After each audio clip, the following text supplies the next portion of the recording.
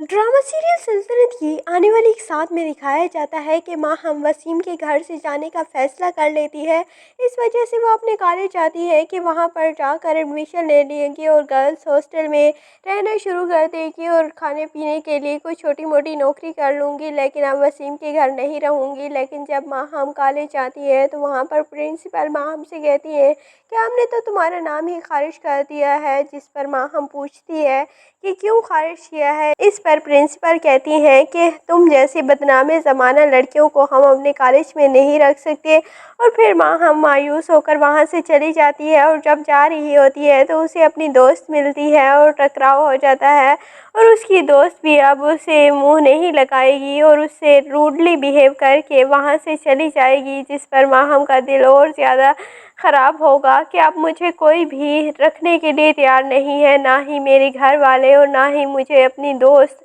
पहचानने से ही इनकार कर रही है और मेरे पास वसीम के अलावा कोई और ठिकाना है ही नहीं। तो फिर माहम बेचारी घर वापस आ जाएगी वसीम के पास। दूसरी जानिब वसीम एक बहुत बड़ा हीरो बन चुका है और वसीम अब एक फ़िल्म भी साइन कर रहा है, लेकिन वसीम माहम से इंतहा किस्म की मोहब्बत करता है। और फिर मधु भी कहता है कि मुझे अब पता चला है कि तुम इतने गहरे इंसान क्यों हो और तुम्हारे अंदर इतना दर्द है और तुम बहुत गहरे इंसान हो और तुम्हें माहम से भी बहुत ज़्यादा मोहब्बत है और एक न एक दिन माहम तुम्हारी मोहब्बत को समझ ही जाएगी। कुदसिया बहुत परेशान है असद को लेकर और असद की लाइफ भी एक मिस्ट्री बन चुकी है अब इस ड्रामे में, क्योंकि असद की वाइफ ने सुसाइड अटैम्प्ट किया था और असद और उसके दरमियान पता नहीं ऐसी क्या लड़ाई हुई थी जिसके बाद उसकी बीवी सुसाइड अटैम्प्ट कर लेती है। और फिर असद ने उसकी तस्वीर पर नफ़रत भी लिखी हुई थी कि मैं तुमसे नफ़रत करता हूँ।